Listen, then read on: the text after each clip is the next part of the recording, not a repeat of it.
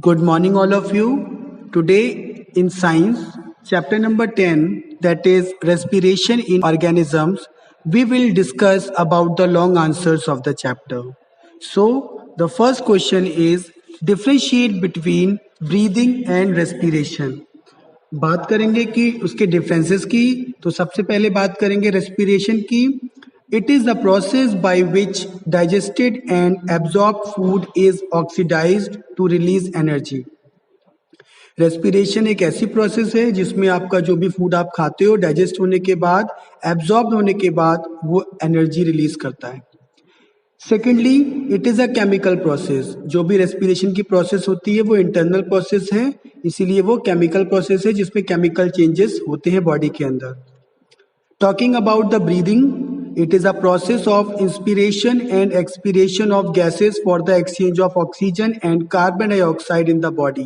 हमारी बॉडी के अंदर जो गैसेस एक्सचेंज होता है जिसमें हम ऑक्सीजन गैस इनहेल करते हैं और CO2 गैस को आप एक्सहेल करते हैं, ये जो प्रोसेस होती है सिंपल इनहेलेशन और एक्सहेलेशन की, इसी को ब्रीथिंग कहते हैं। इट इज अ फिजिकल और mechanical process. It is a physical process means इसमें कोई भी केमिकल चेंज नहीं होता है, that's why it is physical process. Let us talk about the second question, that is differentiate between aerobic respiration and anaerobic respiration। aerobic respiration का बेटा मतलब होता है कि ऐसी respiration जो ऑक्सीजन की प्रेजेंस में अकर करे। So it occurs in the presence of oxygen।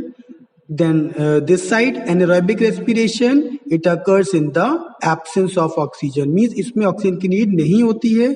So this type of respiration is called anaerobic respiration। In aerobic respiration, large amount of energy is released। So सबसे ज्यादा एनर्जी रिलीज होती है aerobic respiration में, because इसमें oxidation हो रहा है, इसमें ऑक्सीजन जो होती है वो आप इनहेल करते हैं।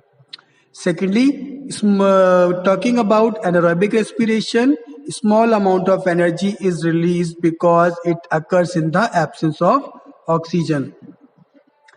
Listen carefully, students. Your question number 3, how will you show that germinating seed respire is cut?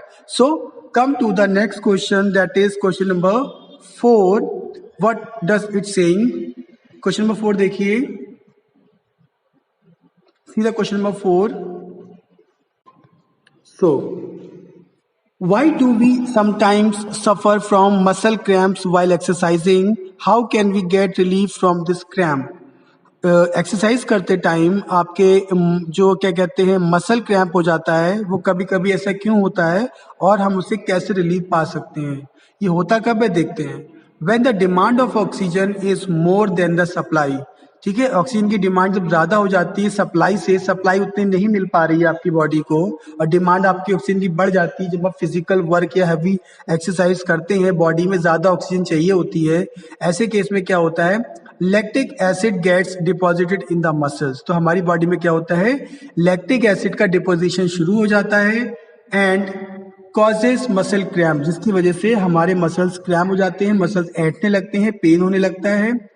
We get relief from cramps after a hot water bath और massage.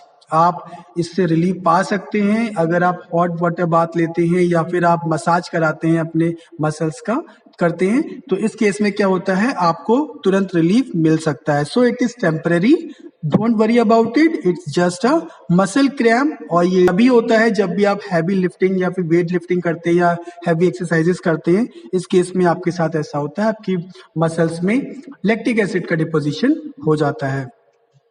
Now see the fifth question. Draw a neat and labeled diagram of the respiratory system in humans। तो इस diagram को आप ध्यान से देखेंगे कि आपको क्या बनाना है, ह्यूमन रेस्पिरेटरी सिस्टम का डायग्राम आपको बनाना है। See this diagram। इस डायग्राम में देखिए all the parts properly. Start करते हैं nose, then mouth, then pharynx, epiglottis, glottis, larynx, trachea, bronchus, bronchiole, diaphragm, lungs, ribs, these are all the respiratory organs of human beings। So draw it very neatly and properly।